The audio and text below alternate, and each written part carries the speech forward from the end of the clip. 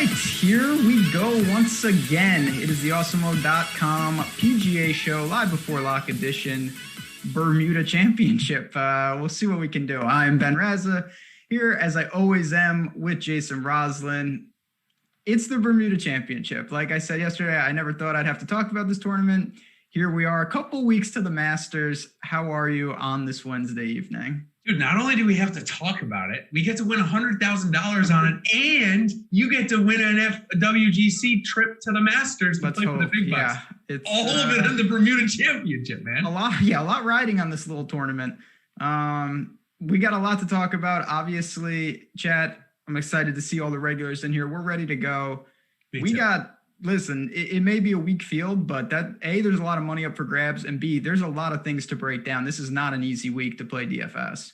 No, and let's jump right in. We've, of course, got some waves, but we can start off right off the top where the waves don't really matter because we're not getting featured group coverage. There's no PGA Tour Live. There's no shot tracker. There's none of that. It's like we're back to Corrales, which we had, just about a month ago then. But we've also, in addition to that, we've got weather problems coming our way. Well, we got weather problems. So here's what I see. And I'm sure you've looked at the weather. Correct me if I'm wrong. The way I've looked at it, it's not that bad in this regard. It seems like Thursday is going to be pretty standard, calm in the morning, moderately windy in the afternoon. And then Friday, it just seems extremely windy, but the whole day. I don't see a split per se. It just looks like a really windy Friday. Are you seeing anything different right off the top? No, it does. It looks like a super windy Friday. It looks like it's going to be really difficult to play golf. In fact, there was a tournament on the Corn Ferry Tour last year, the Great Exuma Abaco Bahamas Classic, one of those two. It was, there's the Abaco and the Exuma. In any case, it was windy all week. We saw the winning scores there, just into the single digits, maybe a little double digits. It's an interesting comp tournament because of the strength of field here this week, and had a lot of golfers actually that are playing this. So maybe we'll take a little bit from there. But what I do like about it is there should not be any wave differential. Everyone's going to have to play with these tough winds. So in that regard, I am rather happy. There is also no big withdrawals. As I mentioned, though, no PGA Tour Live, no shot tracker, none of that. I mean, does that tilt you even more than the weather, given the fact that there probably is going to be no weather draw? Yes, it tilts me more than it. Do you know how frustrating it is to just see it say shot 2 to bunker, shot 3 to bunker, shot 4 to bunker, shot 5 to fairway, and you're just like, wait, what is he doing? Listen, it's not going to affect anything, obviously, but it is frustrating to not know. The other unfortunate thing, yes, we've seen this course last year. We don't have the strokes gain data. So, of course, we have the results, but I don't know exactly how the guys got there. So that's one other part to keep in mind.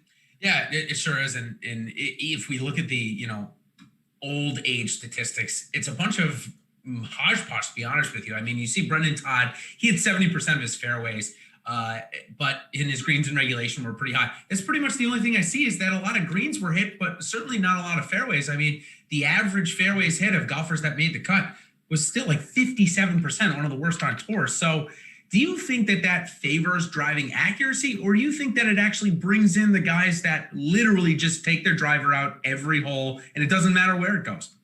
So, yeah, I mean, there's obviously I don't even know the right word. There's a maximum. You can't hit it off the island. That's the easy way of saying it. Like, you can't spray it into the Atlantic Ocean. But it does seem that if you're in the rough, you just mentioned the greens in regulation, it's not like you're punished. You certainly can work in and out of trouble. It's a very short course. I think we've all seen that for a par 71, sub 7,000 yards.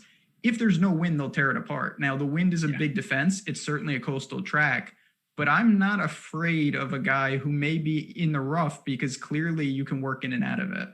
Yeah, and if there's high wind, which is obviously expected on Friday, I mean that's just going to make it really. It doesn't really matter where you're hitting the ball from on your irons. It's all going to be about spin control and making sure that the wind doesn't gobble it up each time and throw your ball where it shouldn't be going. So, all right, let's jump up top. And I've got and if I'm not the first to make this analogy, then I'm sorry, but I haven't seen it anywhere else. I'm going to talk to you about Webb Simpson Jr. And I'm talking about a guy that went to Wake Forest, that had a breakthrough at the United States Open, that uses an arm lock putting method and found his game, his, I guess, high level game after going to this arm lock putting method. And I'm talking about Will Zalatoris. So we've crossed like 4 boxes there of pretty good comps to Webb Simpson. Now, Webb is 35, Will is 24.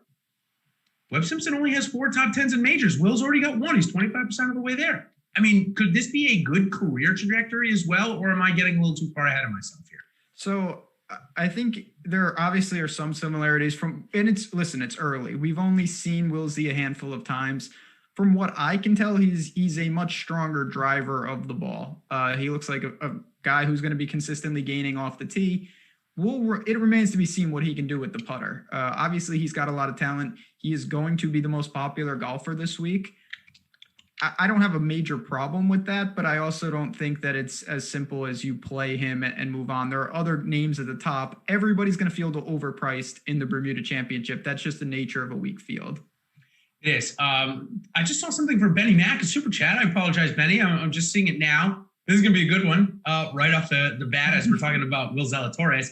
We're going to talk about Luke Donald, Scott Stallings, or Russell Knox. Looks like he wants you to pick. Do you like Luke Donald at number 2, Scott Stallings, or Russell Knox? That's what Benny's asking. Yeah, so certainly Luke Donald will benefit. That driver is not going to be important, but I don't really see that. He's not even on my radar. Scott Stallings, I think, makes a lot of sense. Russell Knox is another guy. We've seen him excel in Florida, Bermuda. I have no problem with that either. I think if I had to pick, though, it would be Stallings. Yeah, listen, they're both actually have played well enough in the last 10 weeks or so. So I wouldn't mind rostering both, but if I had to pick one, I think I would run Knox. I think maybe he's a little bit more apt for the wind, but that's a real tough one. Luke Donald, I don't mind it, but I don't know. I'm confused. So I got a question from Carl in the chat. So what happened was Zalatoris is he was putting normally, and then he switched to that arm lock, almost the exact same putter as Webb Simpson. Actually, he is, instead of the mallet that Simpson uses, though, he uses the straight blade like Spieth does. Sorry, I had to bring up Spieth some way, and even though he's not in the field. So yeah, he doesn't do a full. It doesn't go all the way up his forearm. It only goes past his wrist. So it's a little bit different. But interestingly, Harold Varner says that he doesn't think we should be anchoring from anywhere. I don't know if that was a shot at Will Zalatoris being the odds favorite or not. Probably not. Varner doesn't seem like that guy to take shots like that. But did you hear those comments? Did you find it interesting from Varner that he's just totally against any type of anchoring? I didn't hear it. I mean, I feel like we've seen that, with Bryson's putting a little, and certainly, I mean, when you go back to the full broomstick with Adam Scott and some of those guys, it's a hot topic. My thought is, if it's legal, they should do it. And if it's so much of an advantage, then everyone should be doing it until they change the rules. So I don't know what to really make of it. It does seem like a little polarizing subject, though. It does. And it's something certainly we can talk about. But now that we're in the area of talking about these top end guys, let's talk about a few more. Brendan Todd, defending champion, but I'm sure you probably saw, looks like he broke his toe working out a couple of weeks ago at the Shriners or at the CJ Cup. Listen, a toe one would think is not that big on the golf swing, and it probably isn't that big, but if you're turning on that foot, that toe, you're definitely going to feel a fractured toe. So at 11,100, it makes it easy for me not to play a 20% on Brendan Todd. How about you? Yeah, I'm not there. I'm actually really surprised that Brendan Todd is getting potentially some decent ownership. I thought that he would be not lost because he's he's the top guy. He's just been so bad off the tee, and Will Z is so, like I said, he's the betting favorite. Everyone seems to like this guy. I'm not going to back someone who's lost tee to green in 7 straight events. That's just a gigantic red flag. For me, it's an easy pay down spot. Sure is. And I love our chat. Scott in our chat asking us to bump up those likes, getting it to by 100 by the end of the round. Man, I just love what chat is helping us out. They do the work for us. We appreciate it. I know, right? And speaking of doing the work for us, this promotion that we're running right now, Ben, is pretty much doing the work for you as well. Use promo code PUMPKIN at checkout, and guess what? You're going to get an Awesemo Plus Platinum weekly pass for just $10.31. I wonder where we came up with that price. by using promo code Pumpkin again as well. It's a really good thing. You're going to get all of our DFS sports included in that, not just golf. You can also get NFL. Of course, we just had like a $1 million maker winner and second place, man. I mean, the projections have been fire lately. So just insane takedowns, people running pure, and that's what we like to see from chat. Just really, really solid stuff. Absolutely. So we got three other guys above 10,000 this week, and of course we've got a meme, however you want to say it, of you for one of the guys. Emiliano Grillo at 10,100. Somebody just tweeted it at you. It's one of the best memes going out there in the DFS industry is Ben's Grillo take. But let's start right with him. You've got a fantasy golf world championship, something like that. FWDGC. Is he going to be in that lineup for you this week? He potentially might be. I'll be honest. I have not finished the lineup. Got a couple guys that I know are going to be in there. Up top, I'm not sure exactly what I want to do. I think Grillo is a really good play this week. He's playing very consistent. People say the same thing, and it's warranted. Can he give you enough placement points? This is not make a cut. When you're $10,000, you can't just slide through and come in 31st. But as you've seen, even with his results, take Puerto Rico, for example, where he top 5. In these weak fields, his upside is elevated because it's just a worse field. The tee to green game is fine. It's a little scary, but you know what? Again, this field, you're not going to feel confident with most. I think Doc Redman makes a ton of sense. Yep. I want to ask you specifically, though, about, this is the top range. Varner, to me, is by just kind of process of elimination towards the back of the pack for me in terms of interest. What do you make of him on this course? Do you think maybe he won't be able to utilize his driver as much, or do you like the spot for him? Yeah, so Varner's best success on tour has, at least from the eye test and a little bit of research, would tell me that it's on old tracks where it's more of a grinded out event. I give the example of the PGA Championship when he was in the final group there at Bethpage. Again, just across the Hudson at Trump for the Northern Trust the year after. Not this year. Northern Trust was at, obviously, Boston this year.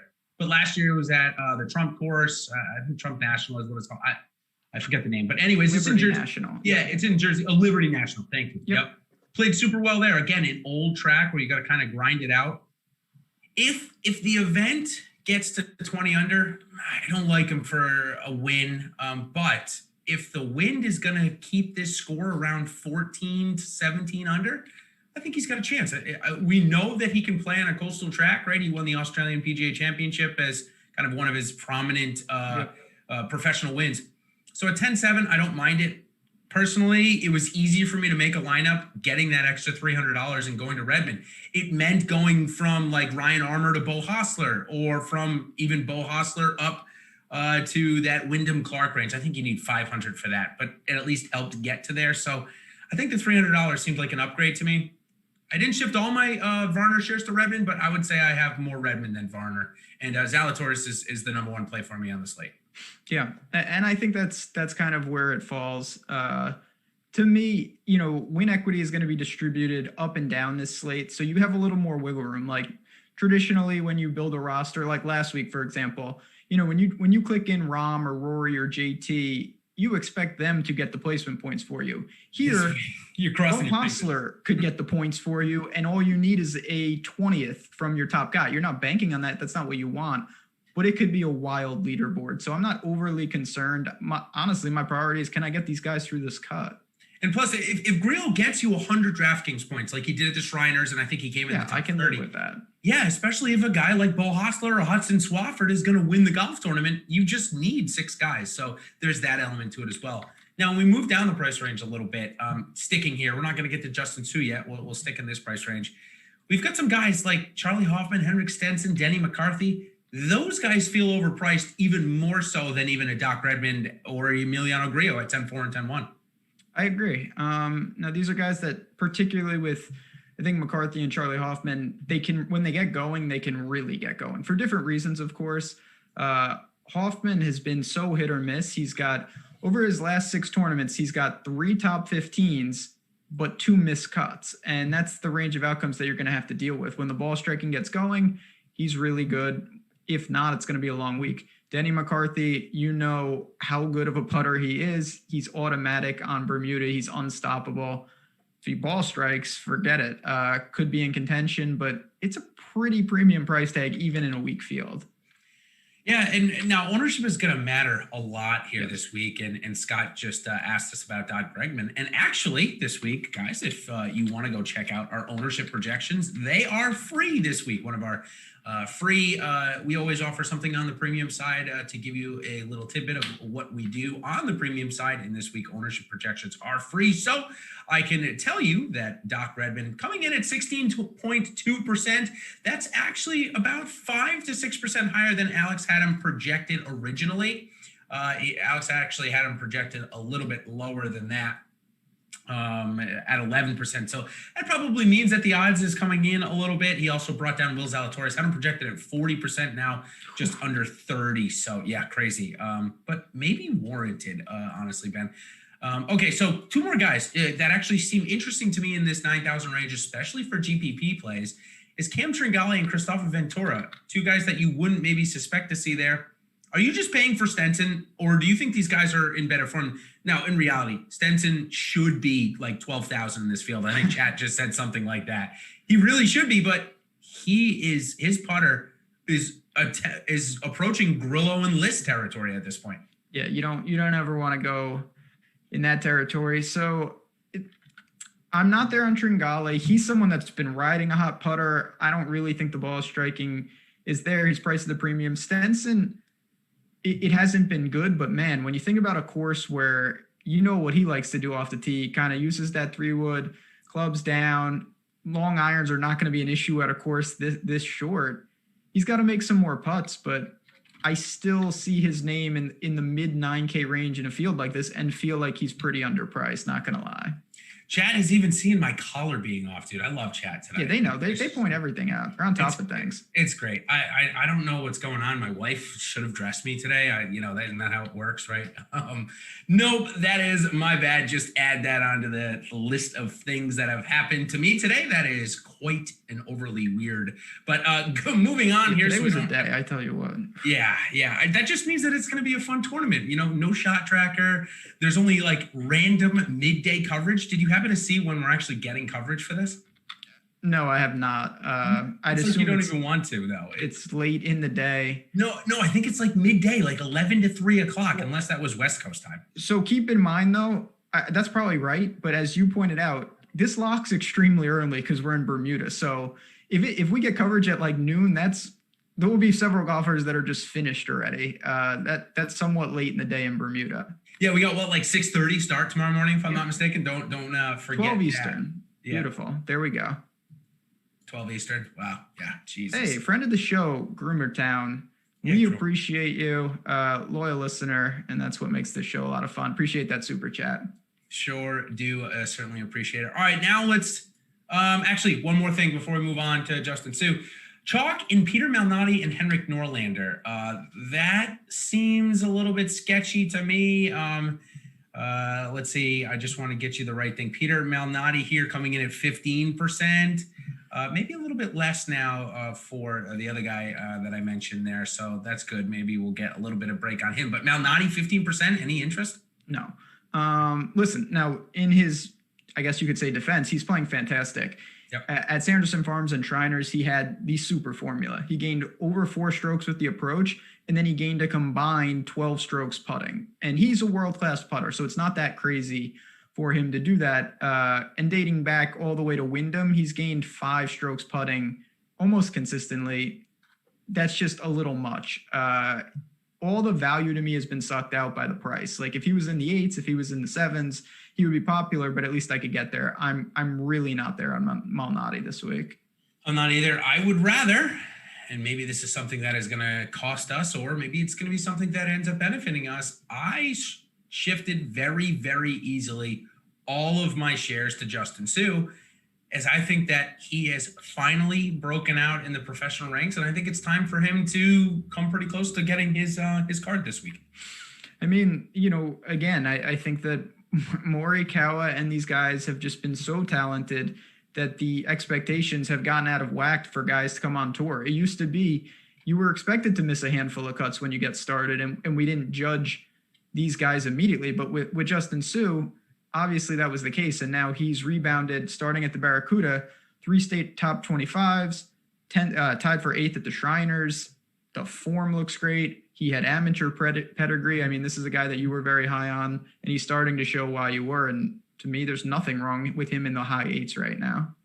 Yeah, and it was Norlander was the other one I was trying to think of. And he's actually, his ownership projection has come down. It looks like just under 10% as we haven't projected. Any interest there with the ownership coming down?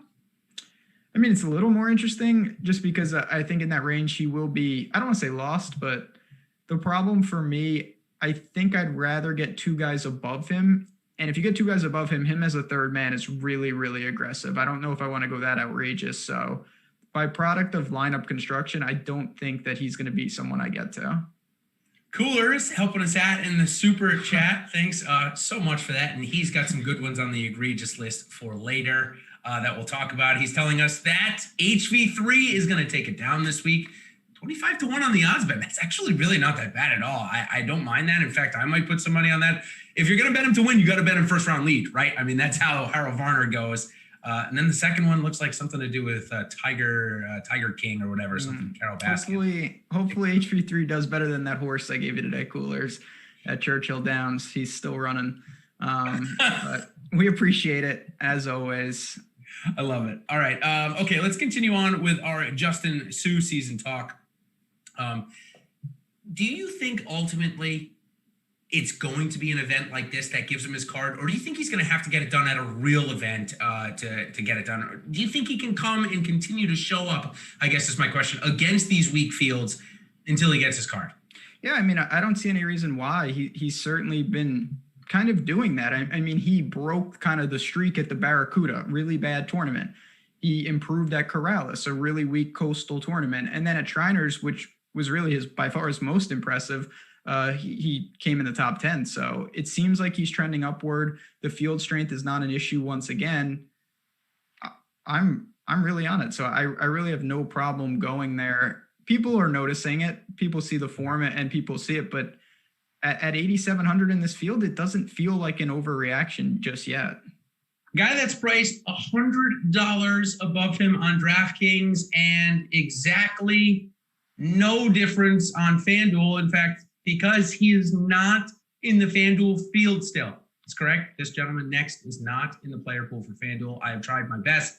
I have texted everybody I know. I've gotten in contact with my guy overseas who, carded Alex and I around, Alex Awesemo, of course, and I around for a week in Scotland. And he's even like, dude, I don't know what's going on. I don't know why we can't get Rasmus Højgaard in the field. He is in the field on DraftKings. He is under 10% owned. Between those two guys, I mean, both young stars, are you more comfortable with Suh? Now, granted, the recent form is heavily in favor of Justin Suh. It is. Now, Rasmus he's 19. He's extremely talented. He's shown it on the European Tour. He came over here for the U.S. Open. He was beyond a non-factor, but it's the U.S. Open. This is, in terms of field strength, is comparable to a lot of the Euro Tour events that he's played and probably weaker. I still think that it's probably more of a wait and see. It's not to say he doesn't have the talent to compete, but Justin Suh has been doing it week after week lately. So I just think there's less question marks with Suh, and that's where I would go. Yeah, and Kyle brings up a great point in the chat and says that once we get down there, in a field like this, anybody that's in the 8Ks, it likely has a very similar chance to make the cut as some of these next guys we're going to talk about in the 7K range. No doubt. And a good one, the ball striking versus putting. I wanted to ask you a specific question. We've got Luke List and Aaron Wise, who I'd put in the more of the ball striking side, right? And then we've got a guy, Maverick McNeely, at 8,300, who literally only gets it done with his putting. Great. Given the fact that we know we're getting 25 to 30 mile an hour winds, are you favoring Wise and List over a McNeely, or are you just fading them all and paying cheaper? First question. Second question, if you had to play one of those three, who would it be? So I think it would be Luke List if I had to play one of them. And it's not to say that I won't get to List. I'm not in love with the range. List really struggles with the putter. The thing I like about him, A, it doesn't seem like wind bothers him. B, he's a very good around the green player. For being a horrendous putter, he's a good chipper of the ball, gains consistently around the green. if it's really windy, obviously greens and regulation are going to go down and scrambling opportunities are going to go up. Yep. I think that's something to keep in mind. Aaron Wise was really good here last year, but at that time he was also kind of, I don't know, I think it's fair to say he was in better form, and he was certainly coming off a season where he looked multiple tiers above where we would put him now. Obviously, it's been a really bad 2020 for him. We're getting 30-mile-an-hour winds. He's not hitting 80% of his greens the first 2 days. Also true. Not gonna happen. And that's what he did last week. So he does, I agree, he does struggle around the green. So I think when I was trying to build a balanced lineup, starting with Zalatoris and Sue, I found myself coming back to his range. And that's why I kind of asked the question to you is like, well, in a situation like this, if we're going to worry more about around the green and on the green because we know the GIR is going to be down, should we be going more towards Maverick McNeely? Yeah, I mean, Maverick is someone, it's weird. Again, some of these guys that are younger and we haven't seen a ton of, I feel like sometimes we're too quick to label them a certain type of golfer. And at one point, Maverick, I was, he's really good tee to green, but putter comes and goes. Well, lately the putter has been extreme. His tee to green game has been awful, though. He's lost in 7 of the last 8. He's been saving himself with some monster putting performances, particularly at Sanderson Farms. I worry a little about the erratic form. I do think that his upside remains intact, but in terms of the guys in the 8K range, to me, he's one of the favorites. If you told me there was a miscut or two in there, I would say he's probably the one who does it. So Clayton in our chat just asked a really good question. And since we're talking about lineup builds, I think it's a good one to bring up. So when building, do we see this as more of a stars and a scrub strategy, or do you find yourself playing top heavy to get 6 guys you feel comfortable with making the cut? In a field like this, in a tournament like this, I just end up building more stars and scrubs because the cut equity, as we just mentioned a little bit ago, Ben, is basically the same from the Bo Hostler to the, say, Wes Bryant, who's $900 in price difference, but I would say their cut equity is probably relatively similar. Yeah, I'd agree. So it works both ways. If you go stars and scrubs, you can say to yourself, and this is true, that the 6K range is not that much worse than the 7K range. So like the bottom end of your roster doesn't take that big a hit and you get to pay up. If you go really balanced, you can say to yourself, the 10K range isn't that much different than the guys I'm starting with. I don't sacrifice that much win equity. But again, the guys at the bottom of your lineup may not be that much better than where the stars and scrubs lineups look. So I do think it depends on contest selection. That's not the juiciest answer, but it's the truth. Like, it does. In conservative type fields, I think you want to go a little more balanced.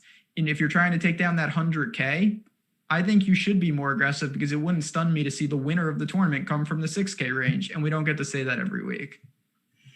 So as we move down the list, this is kind of our fun category, or it's a way for us to get to talk about guys. And do you like it? It's, of course, the Make the Cut segment. We haven't get to do it in a few weeks, so this is a fun one where we're just going to kind of, it goes a little bit rapid fire, but not too rapid fire, where if you actually want a tell or a read that we have on somebody, feel free to ask. But also, if you want to know if we just think a guy's going to make the cut or not, go ahead and fire it in chat, of course. And all right, Ben, we're going to start it off with a couple of guys that I'm actually interested in this week. First one being Sepp Straka, $7,600. Does he find the weekend? And is he firmly in play this week? Definitely firmly in play for me. Finds the weekend. Tee to green, good enough.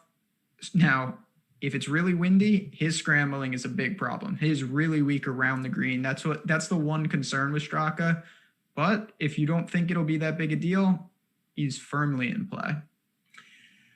Next one, kind of similar type of upside, I would say. This guy is a GPP target for me always, but I don't think I could run him out in an opto or a one lineup thing, and it's Tom Lewis.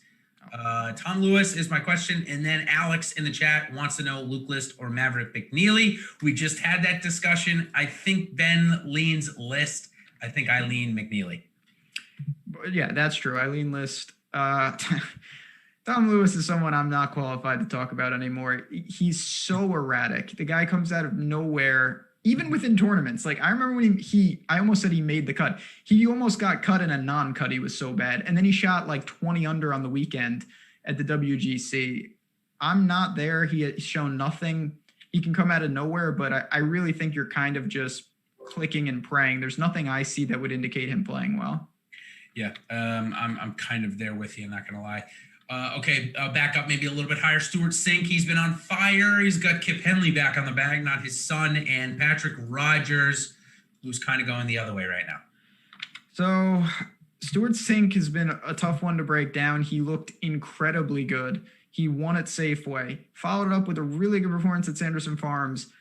And at Shriners, he had, I'm not even exaggerating, probably one of the worst tee to green performances of the year. He lost 10 strokes on the approach. So I don't know what to make of that. The problem for me, I really like Patrick Rogers. Patrick Rogers is fine. I really like Pat Perez this week, and he is right in that same price point. Yep. So I'm going to roll my shares there. I think that's fair. Like I said, I think Patrick Rogers is kind of on the other way out. What do you make of it? Like, do you see his form kind of crashing down right now? I do. He went on a nice run with that putter for a good stretch, and I think it's cooled off, and the other part of his games just wasn't there. 7,900 for a guy coming off of back-to-back miscuts. I'm rolling all of those shares down to Wyndham Clark, who we'll get to in a second. But before we get to Wyndham Clark, let's talk about Brian Stewart for a second. First of all, he always has a nice little fall stretch. And second, if we're looking for a guy that can get hot and pepper fairways, I know his form has come down to missed cuts, but I'm definitely more apt to play Brian Stewart right now than I am Patrick Rogers at $400 less. Yeah, I mean, this guy has shown the ability, particularly on Bermuda, to get crazy hot with the putter. His tee to green game is never going to blow you away, but it's good enough where he can randomly get hot. So in a field like this, I don't mind it. He played at Corrales and he played fine. OHL, he has some comps. He was runner up there way back. He was fourth at Puerto Rico at one point. It's RSM. He's got a top 10. I think there is something to that. And yeah, I don't mind Stewart this week. So Scott, you're the best, man. We are going to give you those fire hot takes. Yeah, I already have got mine locked and loaded. I'm sure Ben doesn't. Ben's been darn close real recently. You're burning those edges. Yeah, you really are burning those edges. This Podrick Harrington, $7,700.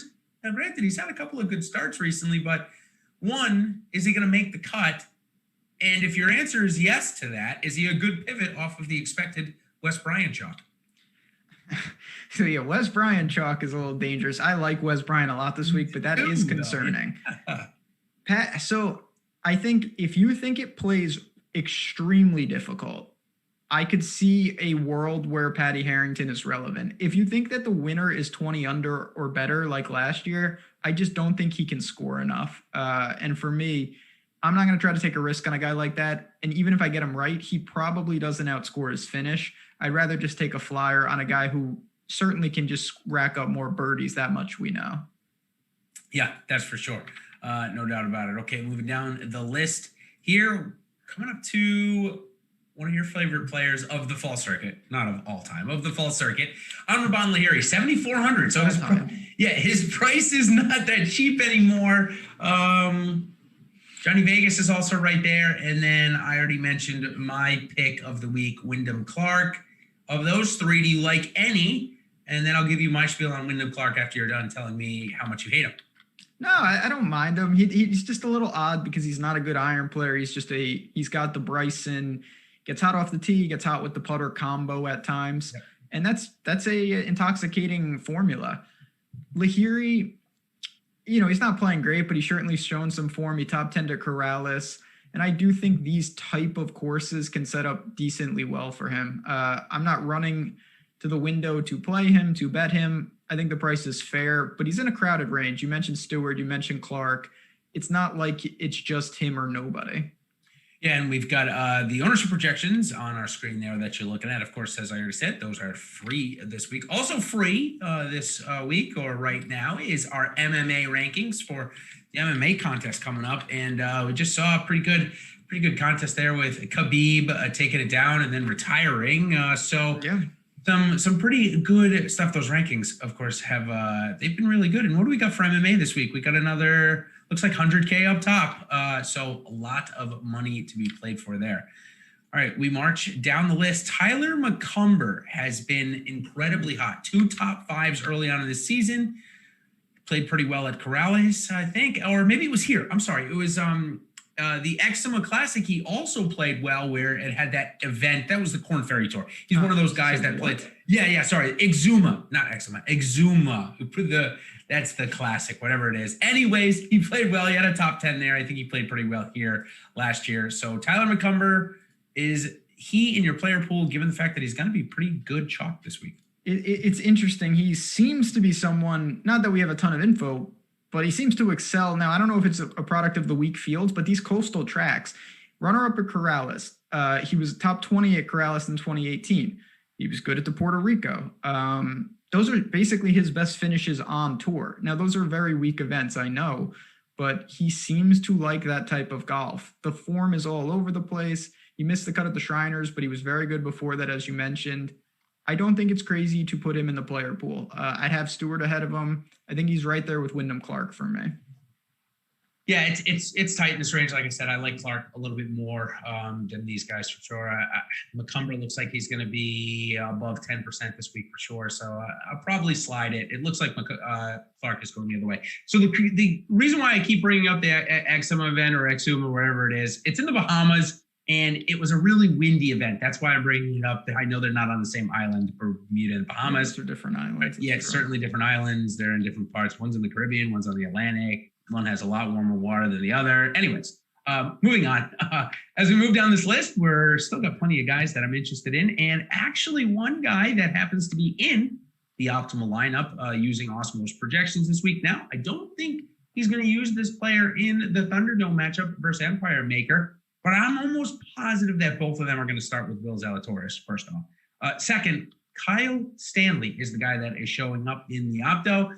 He is a friend and foe of the show. 7,100. Does he make the cut this weekend? It's tough for me to really go there. I'm not going to lie. I'm a Kyle Stanley guy, too. He was so bad at Shriners. Missed the cut at Sanderson before that. He was showing a little life. He was good at Corrales. He's a good player and he's certainly experienced, but the form has not been there in a long time. I do think he will make the weekend. And at this price, that does put him in play, but I'd be lying if I said I felt really comfortable with him, even in this field at basically flat 7. Yeah. And we got Doug Gim right there too, but Kyle Stanley has done pretty good in these fall circuit events. And certainly we know that his upside is much, much better than what it's showing here. So at 7,100. So Kyle Stanley, I think he's in my player pool this week, as is Doug Gim. Here's another guy that seems way underpriced. If you had told me that this guy would be playing in Bermuda and be priced at 7,200 at the beginning of this season, I feel like, dude, he's not going to slip that far, no matter how much he focuses on Twitter. And it's Max Homa. The guy has fallen off a cliff. I hope he comes back. I think he's great. He's a great personality. You know, he took over JT Poston's Twitter the other day, which was really funny. He mentioned that Hudson Swafford and Harris English are the same player, person, everything. And that's exactly what I thought too. So now, does that all help him get to the weekend then? I don't see any. He kind of, for me, different player than Tom Lewis by a stretch, but in the same sense, if you're playing Max Homa, you're just playing him on long-term pedigree. There is nothing that I see in his game that would indicate that he would play well. He's lost 6 straight on the approach.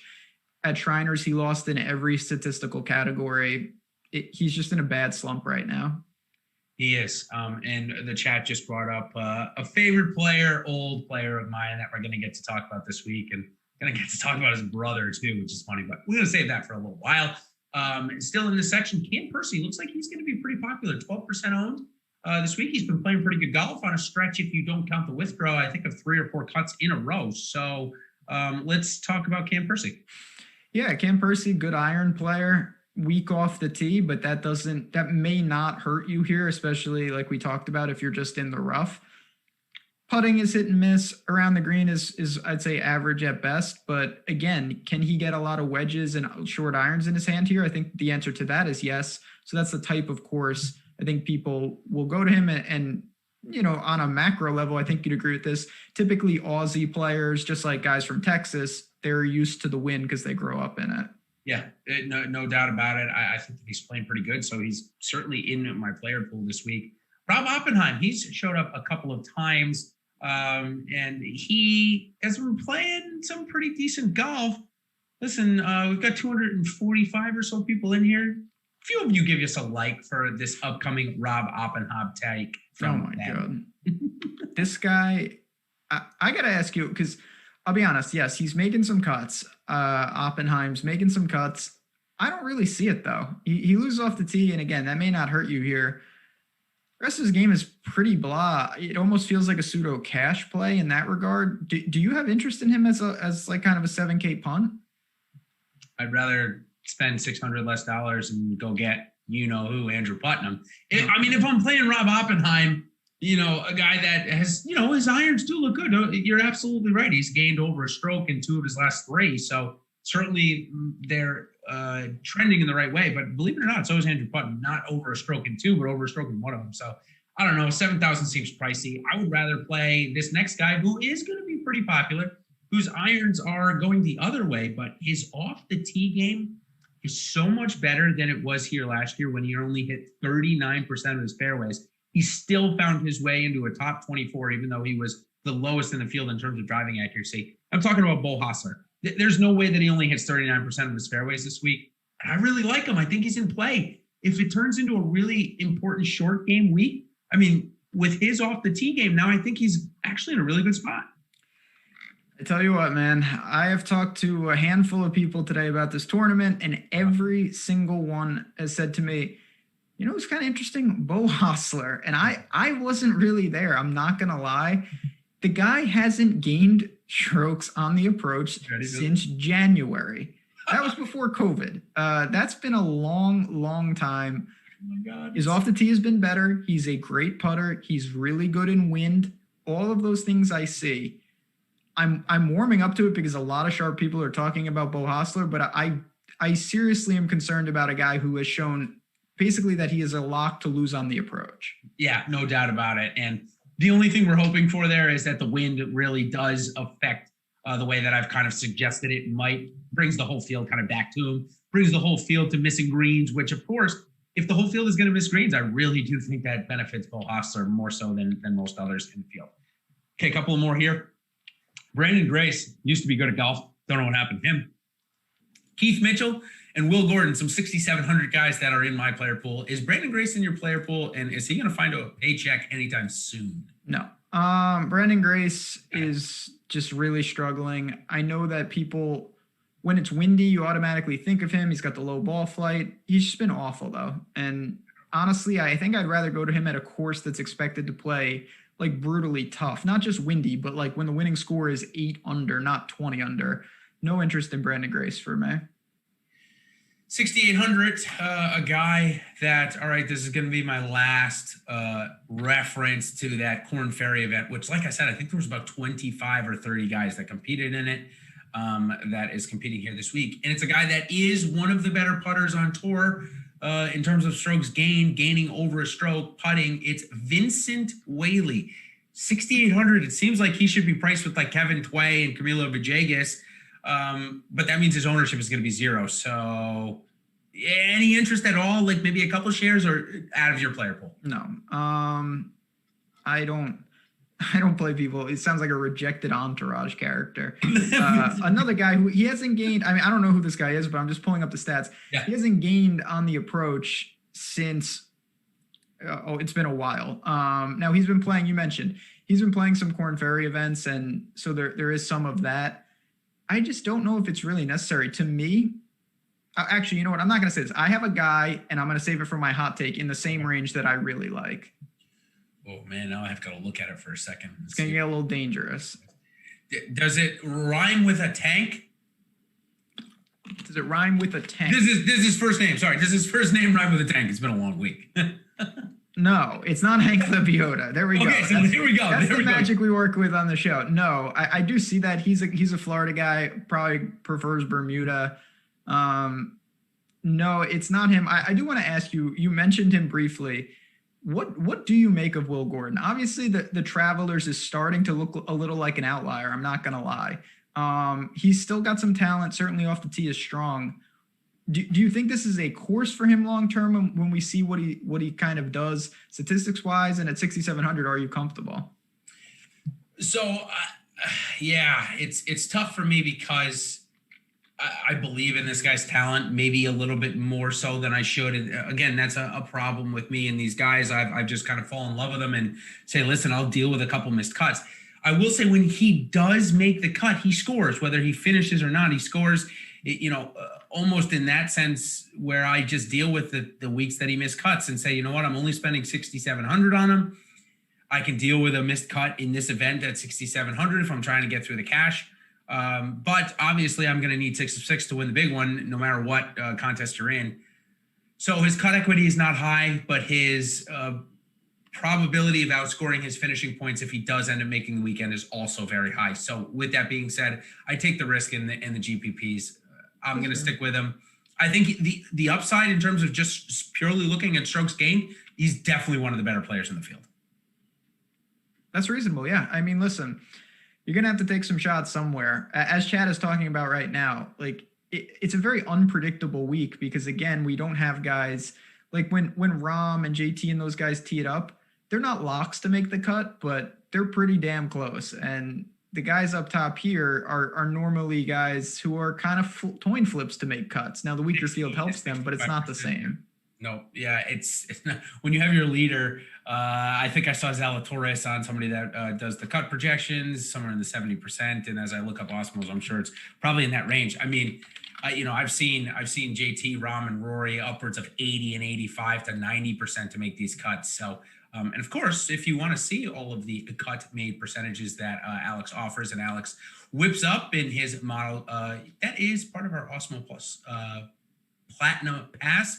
Of course, you can use promo code PUMPKIN, $10.31 for your weekly pass there.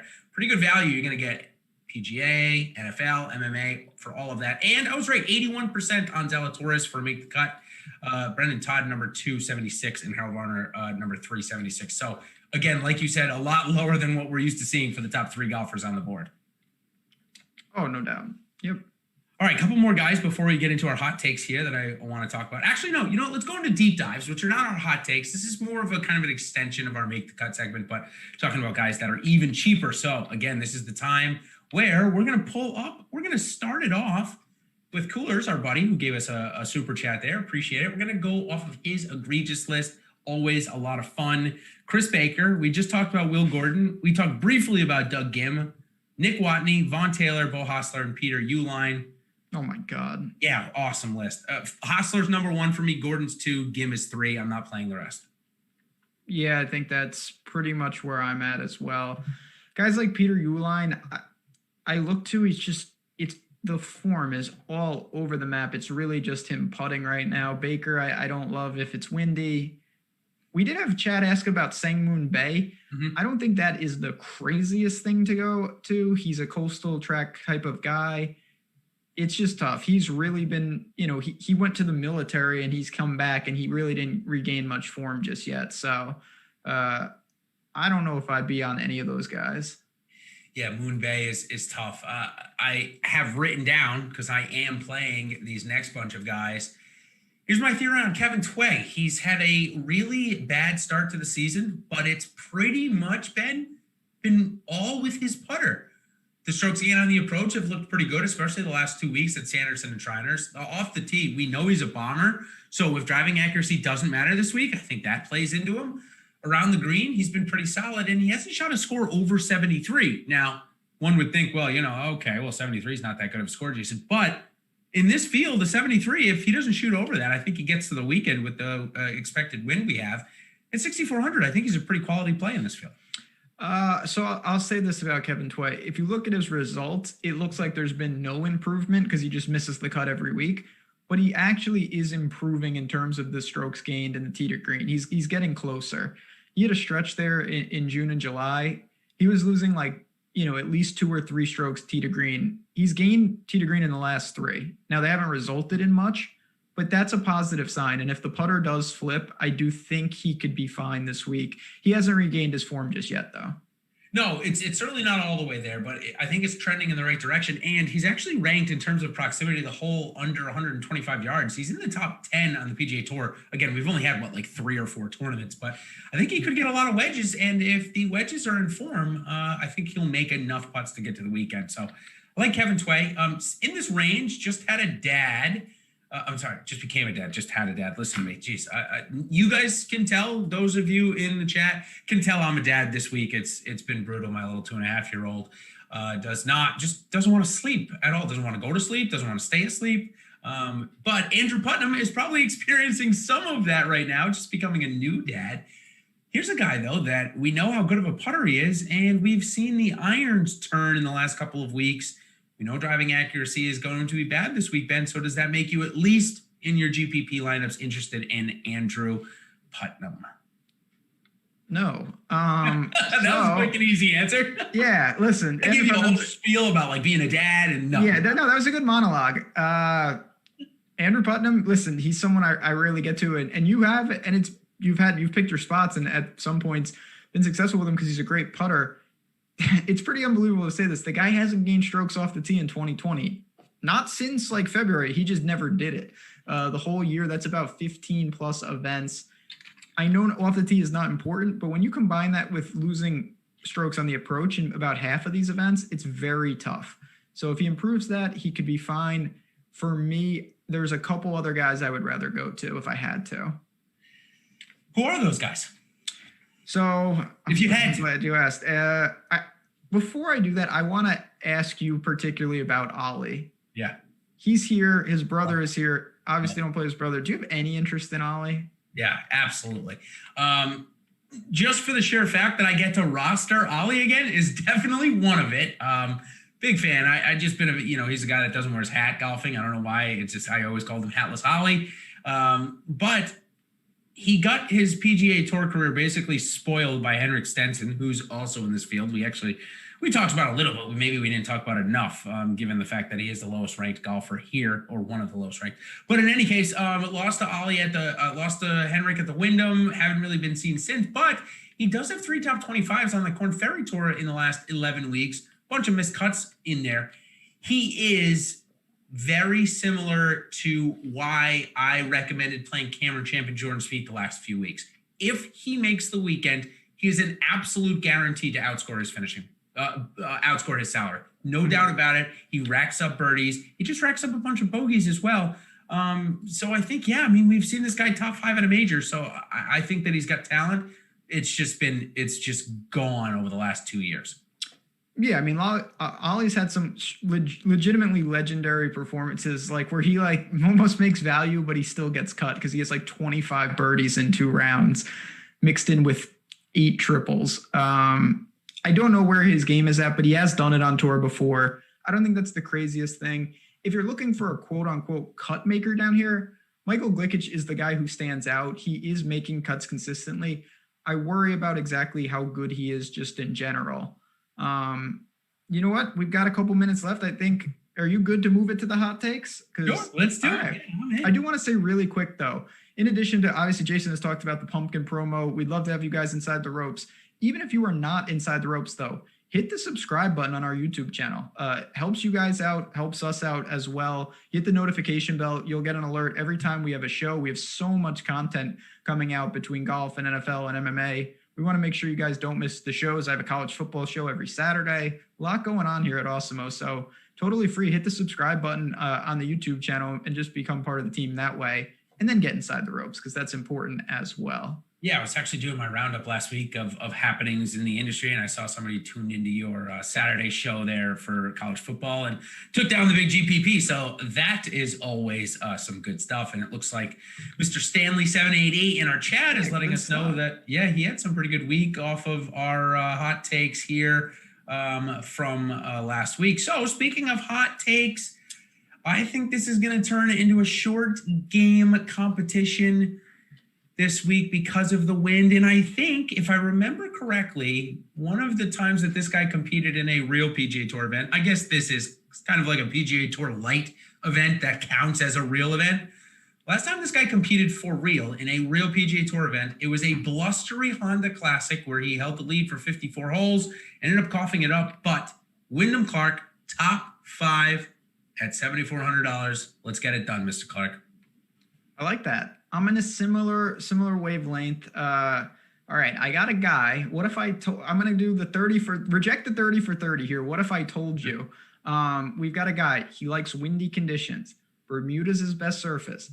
He was top 20 here last year. He was top 20 in his last event. His best finish on tour was at Corrales.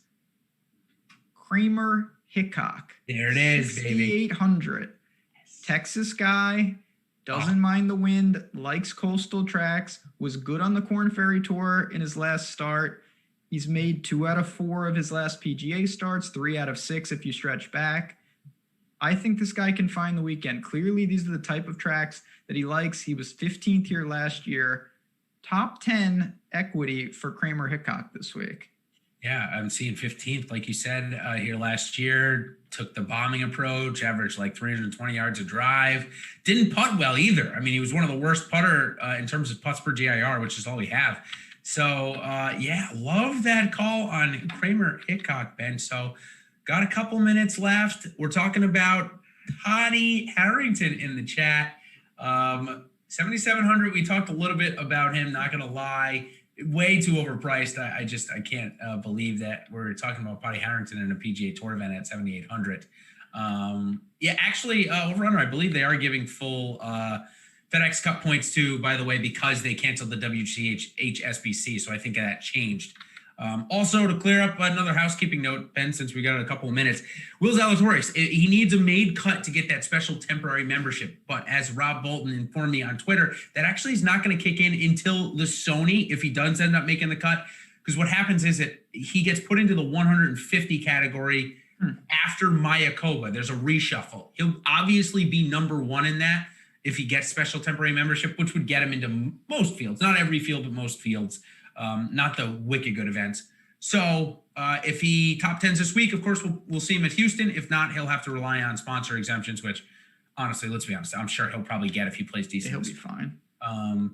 But okay, anybody else that we missed in chat since we got about a minute or two? I think we've covered it. Oh, Duffner. Yeah, Duffner I think is fine. Short track, no issues there. And listen, I think my final parting words, Chad, and we love this. You know, a lot of names were thrown out tonight. You just want to organize. Like you have your guys for large field GPPs. You have your guys that you think are maybe a little more stable. You have your big names. Then you start formulating some lineups. You don't want to take 50 guys that have shown no form, because even if you get a couple right, you're just not going to have enough permutations. You want to hone in on some lines, hone in on some tee time stacks, and make sure, just to be aware, Jason already said this locks really early.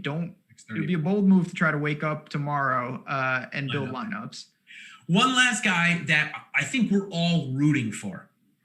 I don't know necessarily if he's going to play well this week. He has popped. His tee to green has looked really good. And again, like I said, we're all rooting for him. If you don't know the story about Camilo Villegas and what he's had to deal with over the past year and a half or 2 years, take a minute or two and read about it. I linked it in one of my articles this week. But I do think he finds the weekend here. A coastal track, I think he's shown me enough where I'm actually playing him and wish him also the best. And Ben, give us your thoughts maybe on Villegas and send us away to the Houston Open. Yeah, he seems to be playing better, which is great to see. I don't know if I'll get there just because I'm not sure I'll need that many guys at that price point, but it would be nice to see him make the weekend. For sure. On that note, though, we're going to bounce on out of here. Chat, always a good time. We appreciate it. Hit that like button on your way out. Thanks to Jordan Klein behind the glass. Follow us on Twitter. Get in the action. Join Awesemo Plus. We'd love to see you guys there. But regardless, we want to see you at the top of the leaderboard. Good luck, everyone. We will see you next week for the Houston Open.